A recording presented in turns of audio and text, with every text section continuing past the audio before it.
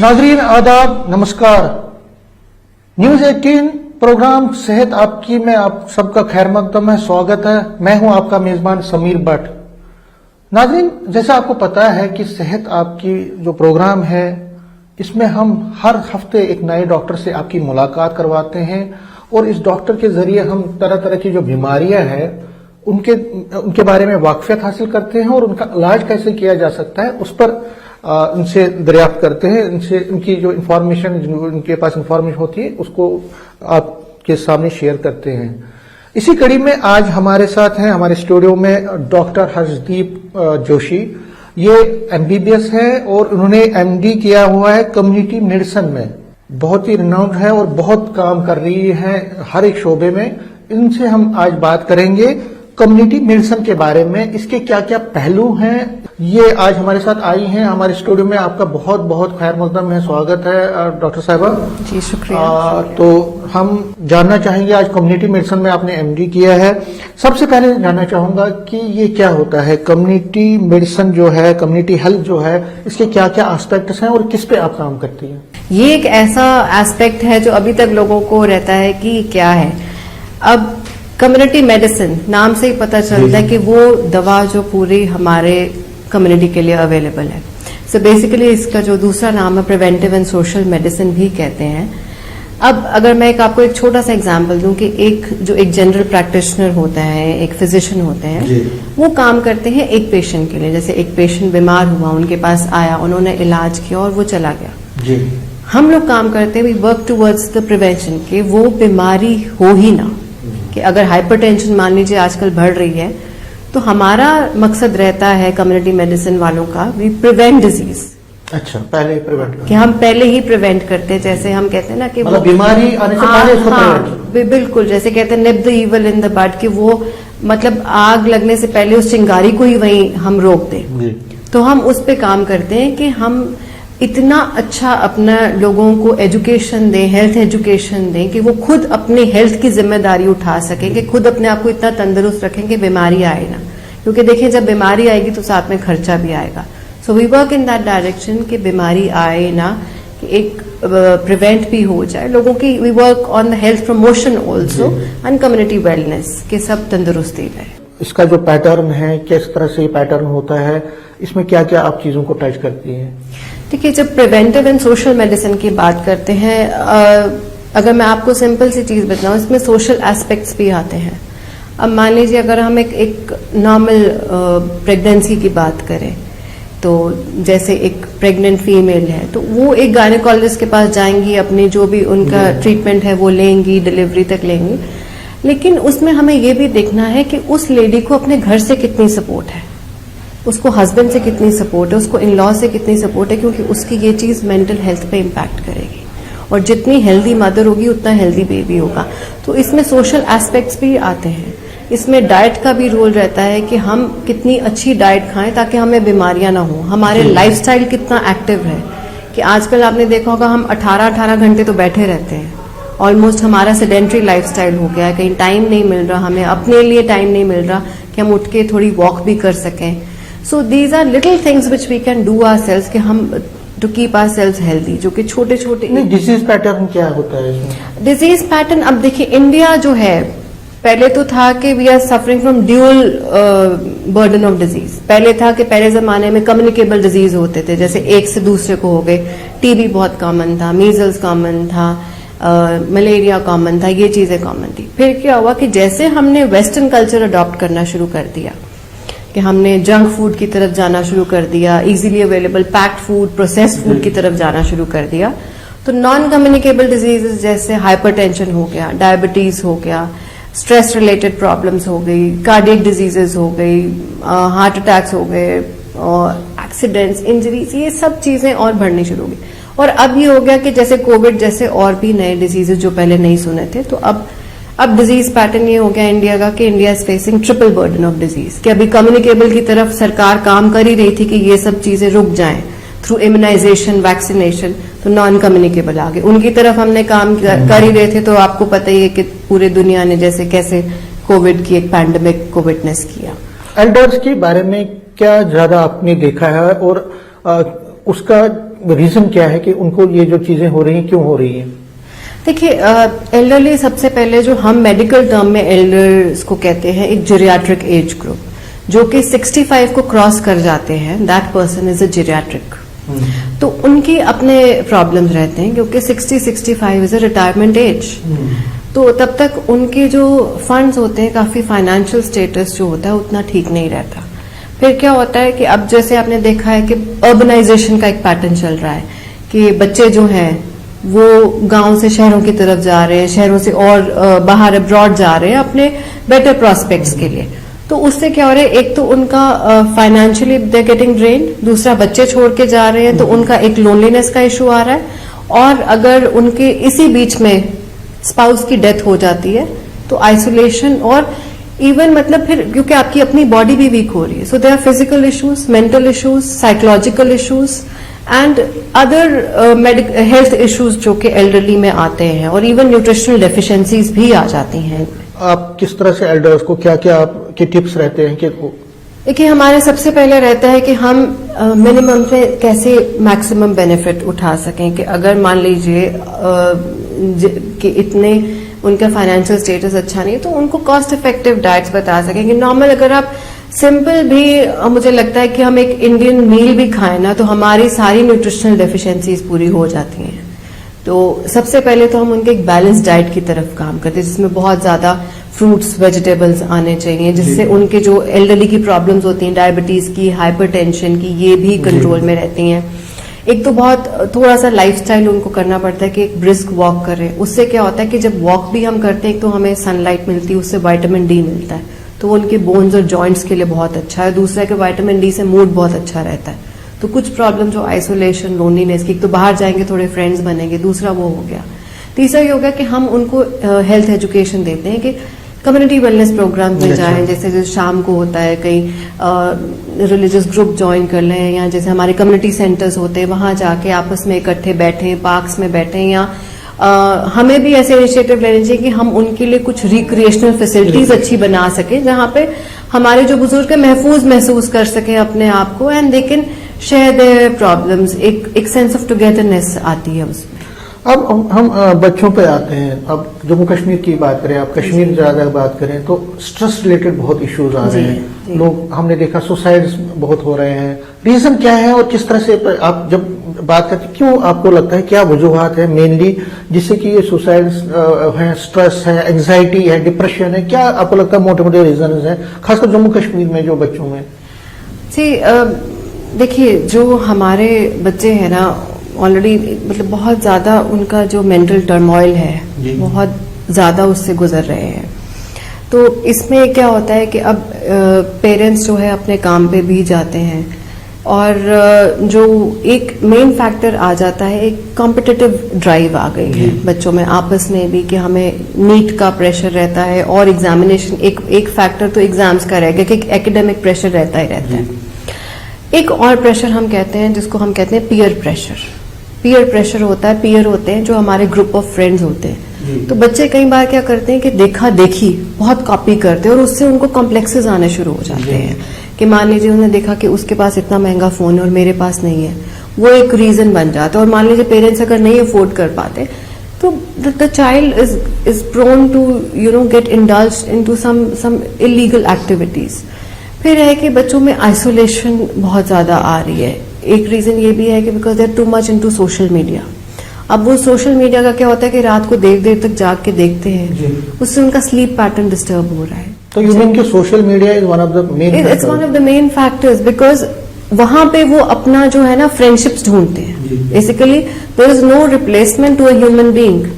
अगर मैं हूं या आप आपस में बात कर रहे हैं, इस आर्ट ऑफ कम्युनिकेशन का या आर्ट ऑफ कन्वर्सेशन का कोई और रिप्लेसमेंट नहीं है। कि अगर मैं सोचूं कि मुझे सेम एक, अब देखिए, अब हम बीमारी का इलाज कराने एक डॉक्टर के पास जाते हैं ना कि हम सोशल मीडिया पे अपने उसका इलाज देखते हैं। तो that is the same thing कि जो बात वो अपने पेरेंट्स से नहीं कर पाते, किसी से नहीं कर पाते, उनको लगता है कि हम सोशल मीडिया पे अपने फ्रेंड्स बना लेंगे, and finally they land up in wrong choices, which is another reason for depression, anxiety and isolation. So there are multiple factors कि एक उनकी डिस्टर्ब स्लीप होना, ईटिंग पैटर्न्स खराब होना, पीयर प्रेशर है, उनको एकेडमिक प्रेशर है, उनको लगता है कि पेरेंट्स हमें समझ नहीं पा रहे हैं। And there are one of the major issues जो मैंने ढूंढा है कि उनके रिलेशनशिप प्रॉब्लम्स बहुत है। इस पर मैं बात करूंगा। ये इम्पोर्टेंट है कि रिलेशनशिप जो प्रॉब्लम्स हैं या जो पेरेंट्स का क्या रोल रहेगा, इस पर किस तरह से डिप्रेशन, एंजाइटी, इस चीज को हम उससे बाहर निकल सकते हैं, उस पर क्या आप राय देंगी, इस पर हम बात करेंगे। हमें एक छोटा सा ब्रेक लेना है, छोटा सा ब्रेक लेंगे, छोटे से ब्रेक के बाद फिर वापस आएंगे। हमारे साथ डॉक्टर हर्षदीप जोशी हैं। बहुत अच्छी बात हो रही है इनके साथ कम्युनिटी हेल्थ के बारे में, सोशल जो मेडिसिन है, कम्युनिटी मेडिसिन के बारे में। तो आप क्या सजेस्ट करती हैं, किस तरह से इस चीज को, सुसाइड है, डिप्रेशन है, एंजाइटी है, आइसोलेशन है, इस चीज को किस तरह से, और पेरेंट्स का क्या रोल रहेगा इसमें? देखिए, पेरेंट्स के कई बार मुझे भी कॉल्स आते हैं जब मैं अपना जो शो करती हूँ आपकी खातिर, जो एक कम्युनिटी वेलनेस शो है, कि जी हमारा बच्चा too much indulgence, excessive indulgence into mobile है। अब एक चीज आप देखें कि जब बच्चा छोटा होता है तो पेरेंट्स को होता है, वर्किंग पेरेंट्स, घर आके उनको अपना अपना टाइम चाहिए होता है। वो जब एक ग्रोइंग अप बच्चे को शुरू से ही मोबाइल पकड़ा रहे हैं, उसके बाद उस बच्चे को उसकी आदत होगी, and now they are suddenly saying कि वो बच्चा उसको छोड़ दे, which is practically not possible कि वो बच्चा एकदम छोड़ देगा, क्योंकि आपने उसको छोटे होते तो वो एक चीज थमा दी, यानी सो ही और she so used to that gadget. अब दूसरी ये चीज आती है कि जैसे मैंने कहा कि ये हमारा excessive social media is becoming a menace, क्योंकि ये कई बार क्या होता है, बच्चों को ना एक फील गुड फैक्टर आता है, ब्लॉगिंग, रीब्लॉगिंग से वो अपने ब्लॉग्स देखते हैं, अपने चेक करते हैं कि हमारे कितने लाइक्स आए, तो उससे ना उनको they get that feel good factor, तो वो बार बार उसी चीज को करते रहते हैं। एंड स्पेशली जो स्टडीज ने देखा है यूएस में, that girls are indulging into this social media more than boys, क्योंकि बॉयज तो फिर भी बाहर चले जाते हैं, और हमारा कल्चर भी ऐसा, बॉयज पे इतनी रिस्ट्रिक्शन नहीं है, वो रात को चाहे 12 बजे तक आए, 1 बजे तक आए, तो उनमें भी वो लोनलीनेस आती है। And finally when they are into social media they make wrong choices, कई बार एक गलत रिलेशनशिप चॉइस बन जाती है, which becomes another factor for anxiety. तो आप इनको क्या, जैसे आप अपने लेक्चर्स के जरिए या इंटरेक्शन के जरिए किस तरह से क्या क्या बात करती हैं पेरेंट्स को, किस तरह से? मैं अभी तक तो मेरी जो बात यंगस्टर से होती है, मैं उनको सबसे पहले कहती हूँ that you build up on your self, कि अगर आपकी खुद की फाउंडेशन स्ट्रांग है तो आपको कोई और नहीं हिला सकता। बेसिकली हमें क्या, हम किस लिए जी रहे हैं, एक सेल्फ एस्टीम के लिए, तो हमारी एक सेल्फ एस्टीम को बूस्ट मिलता है। So I tell them that indulge into small activities. एक और इशू है, वो है जो डोमेस्टिक वायलेंस का, ये बहुत इसका भी चलन बढ़ा है। आप जब आप फाइंड करती हैं, आप रिसर्च करती हैं, सर्वेज करती हैं, तो क्या पाती हैं आपको, क्या रीजंस रहते हैं ज्यादातर इसमें, और किस तरह से इस चीज को कंट्रोल किया जा सकता है, जो डोमेस्टिक वायलेंस का? क्या सिर्फ लॉज ही इसमें काफी है या आपको लगता है कि कुछ और? देखिए, डोमेस्टिक वायलेंस की अगर हम बात करें तो पहले हमें समझना पड़ेगा कि डोमेस्टिक वायलेंस है क्या, कि सिर्फ एक हाथ उठाना या थप्पड़ मारना ही वायलेंस है? That is not exactly domestic violence. इसमें बहुत एस्पेक्ट्स और आते हैं कि एक लेडी को फाइनेंशियली सिक्योर ना करना, उसको इमोशनली टॉर्चर करना, या उसकी सेल्फ एस्टीम को हिट करना, या उसको ह्यूमिलेट करना, या उसको for not having a male child उसके भी उसको ताने देना, that also amounts to domestic violence. तो सिर्फ एक थप्पड़ मारना ही वायलेंस नहीं होता, ये कई एस्पेक्ट्स होते हैं। और अभी तक कई लेडीज हैं जो साइलेंट सफरर्स हैं, क्योंकि जो मैंने देखिए विमेन की प्रॉब्लम है, जो हमारी फीमेल्स की प्रॉब्लम है, दे स्टार्ट फ्रॉम वूम टू टूम, कि जीने से लेकर मरने तक होती हैं। जब पहले हमारा था, अब तो फेवरेबल हो चुका है इंडिया में सेक्स रेशो, जो नंबर ऑफ फीमेल्स पर 1000 मेल्स, पहले ये भी हमारा कम था, कि हमारा फीमेल फीटिसाइड बहुत ज्यादा था, कि आपको तो पता ही होगा हमारे कल्चर में कि कई बार बच्चों को पैदा होने से पहले मार देते थे। तो इस करके हमारे फिर कई लॉज आने शुरू हो गए, जैसे PCPNDT एक्ट आया, जहाँ पे सेक्स सिलेक्शन प्रोहिबिट किया गया।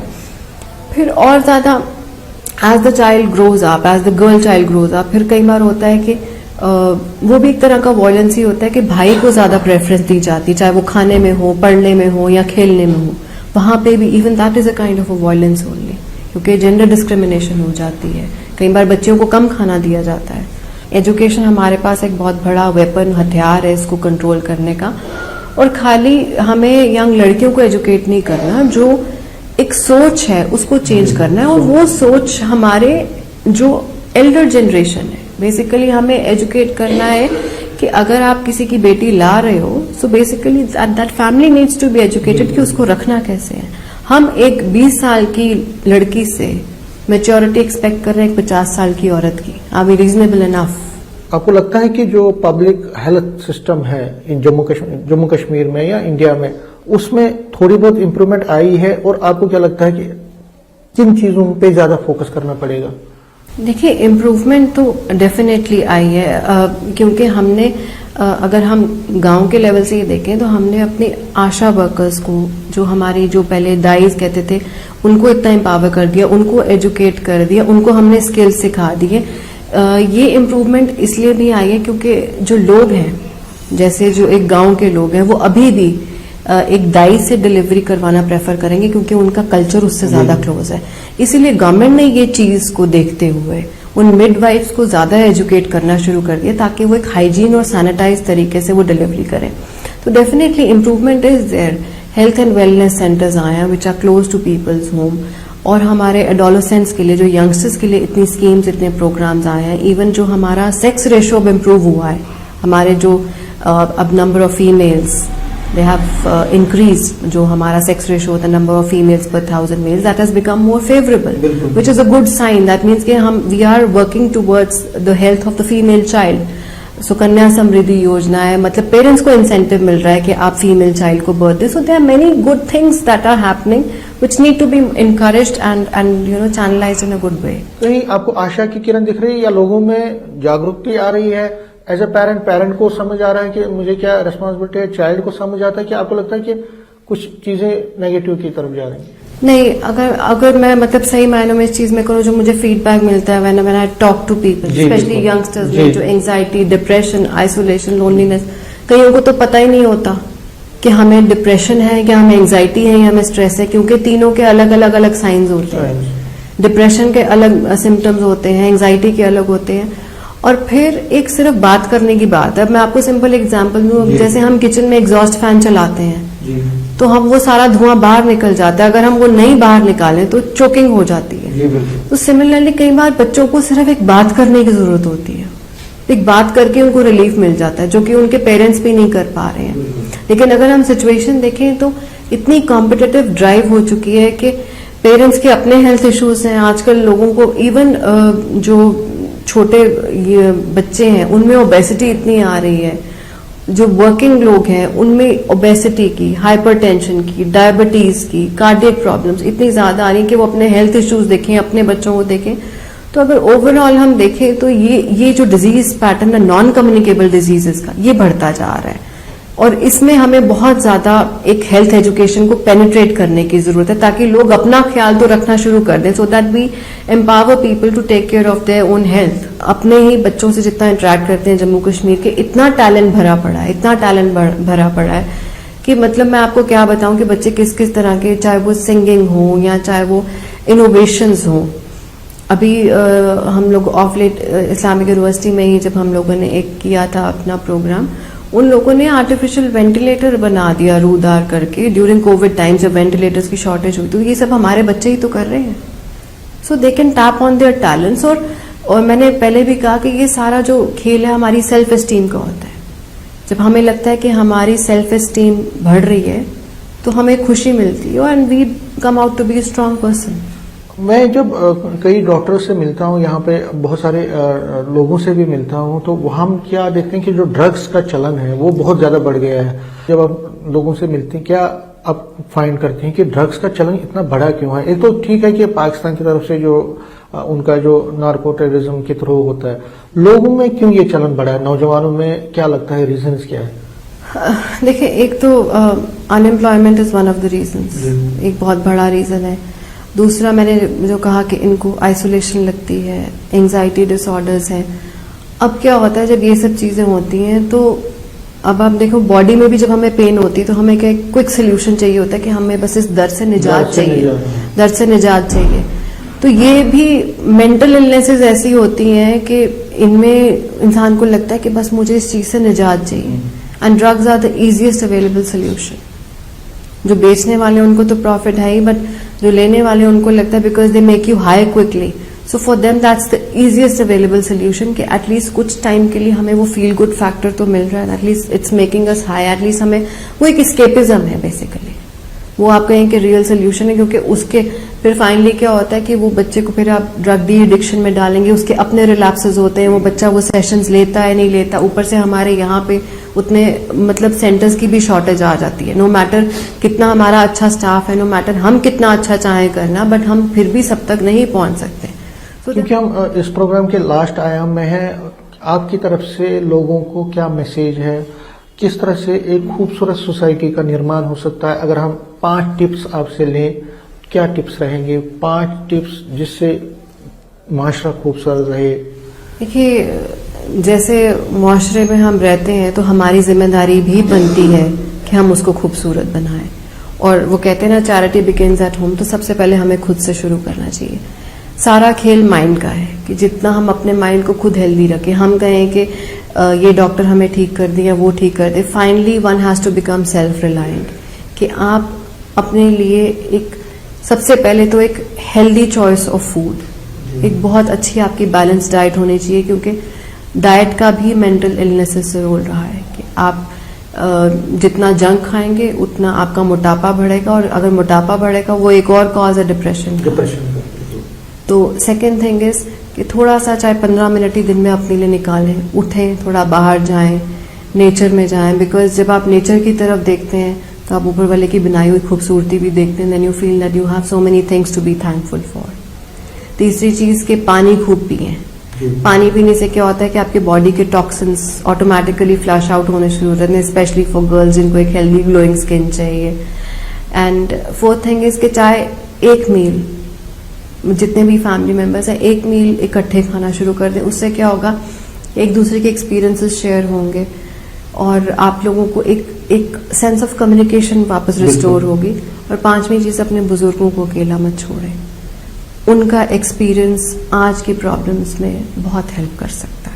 इंटरेक्शन इम्पोर्टेंट है, आपने जो पेरेंट्स और चाइल्ड के बीच में, इस पे क्या ज्यादा ध्यान देने की जरूरत है? जी बिल्कुल। अगर आप देखें, जैसे मेरे जनरेशन में हम लोग बड़े हुए हैं नानी दादी की कहानियां सुन के, तो अब अगर मैं कई बार, जैसे मैं मेडिकल स्टूडेंट्स के भी जो पेपर्स करेक्ट करती हूँ, मुझे हंसी आती है उनके स्पेलिंग्स पढ़ के, बिकॉज अब वो आर्ट ऑफ रीडिंग राइटिंग खत्म हो चुका है।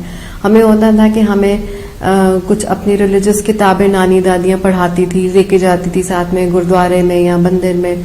सो those things they need to be, जो हमारी ट्रेडिशनल वैल्यूज हैं, हम जितना उनको रिवाइव करेंगे ना, I think we can beat our stress. मैं अपने यंगस्टर्स को यही कहना चाहूंगी कि अपने बुजुर्गों को मत छोड़े, उनके एक्सपीरियंस से आज की आप अपनी डेली प्रॉब्लम सॉल्व कर सकते हैं।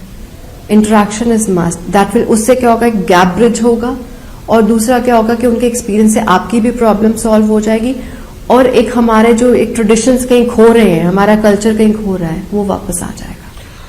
मैम, आपने बहुत अच्छी जानकारी दी, आपने कम्युनिटी हेल्थ के बारे में और उसके जो डिफरेंट एस्पेक्ट्स हैं, चाहे डोमेस्टिक वायलेंस के बारे में, स्ट्रेस जो यंगस्टर्स में है, एल्डर्स को क्या क्या प्रॉब्लम्स हैं, और ओवरऑल कम्युनिटी को किस तरह हम खूबसूरत बना सकते हैं, इस पर आपने बहुत अच्छी बातें की। आपका बहुत बहुत शुक्रिया, आपका बहुत बहुत धन्यवाद। तो ये थी डॉक्टर हर्षदीप जोशी, जिन्होंने आज कम्युनिटी हेल्थ के बारे में हमसे बात की, और किस तरह से कम्युनिटी हेल्थ और कम्युनिटी मेडिसिन जो सोशल मेडिसिन है, इस पे जितने भी एस्पेक्ट है उस पर उन्होंने बहुत अच्छी राय दी। हमारी पूरी उम्मीद है कि जो लोग ये देख रहे हैं, हमारे नाज़रीन, हमारे दर्शक, वो इस चीज को फॉलो करेंगे। जो इंटरेक्शन है पेरेंट्स चाइल्ड, वो ज्यादा बढ़ेगा, और जो सुसाइड के केसेस, जो डिप्रेशन, आइसोलेशन और बाकी प्रॉब्लम्स हैं, इविल्स हैं, उससे हम निजात हासिल करेंगे। फिलहाल सेहत आपकी प्रोग्राम में बस इतना ही। नए हफ्ते किसी नए डॉक्टर से आपकी करवाएंगे मुलाकात। तब तक दीजिए मुझे इजाजत। आदाब, नमस्कार।